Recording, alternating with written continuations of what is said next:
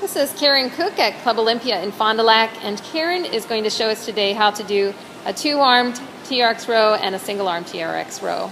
So our TRX is our suspension trainer. She already has her straps over shortened, and she's backed away from her anchor point, which is where the TRX attaches at the ceiling. So she's coming back with a little bent knee, nice wide shoulders, and just pulling herself up till her shoulders touch the handles of the TRX. So she's staying nice and long. If this is easy, she's going to walk a little bit more towards the anchor point, bringing her body more parallel to the floor.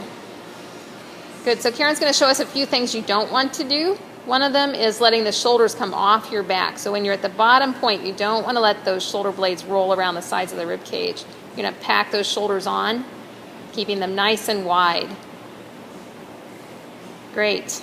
Another thing people will tend to do is drop through the hips. So when you come down, don't drop down at that hip joint. Keep opening the hip in front for a long line. Super. And the last thing we'll see people do is they will arch too much as they come up. If they're in a position where it's a little hard for them, they'll tend to arch. So either back away from that anchor point so you can stay with your long core, or just remember you're going to reach your tail towards your heels, your pubic bone towards your rib cage, and stay long. Excellent. So Karen's now going to switch to a one-armed row with no rotation, and she has to first put her handles together. So one goes through, and then that front one goes through again. She's going to give a tug on the long one, right, and make sure it's nice and secure. So from here, again, you would start further away from your anchor point for a little bit more stability. She's crossing one hand over so she can tell whether she's rotating. And she's keeping that long line again from knee to shoulder to ear.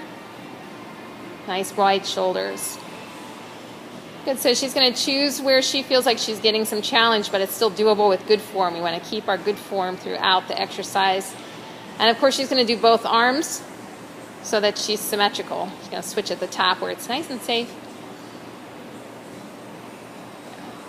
And keep working on pulling the pubic bone towards the hips or towards the rib cage.